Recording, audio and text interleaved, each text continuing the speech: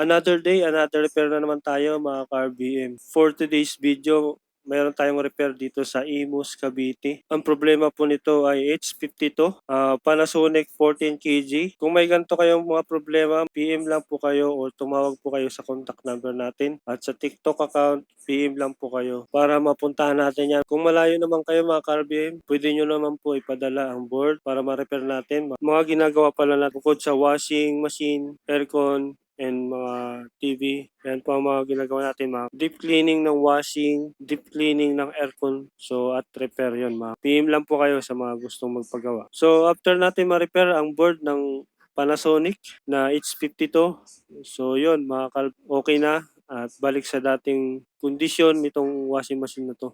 Panasonic 14 kg po ito, top load. So yun mga ka-RPM, kung meron kayong mga ganitong problema, PM lang po kayo at tumawag para mapuntahan natin at maayos para tuloy-tuloy ang inyong paglalaba. Kung bago lang kayo sa vlog ko, please follow Just More Video and like and share para marami makaalam. So ayun mga ka-RPM, maraming salamat sa inyong panonood. Bye-bye!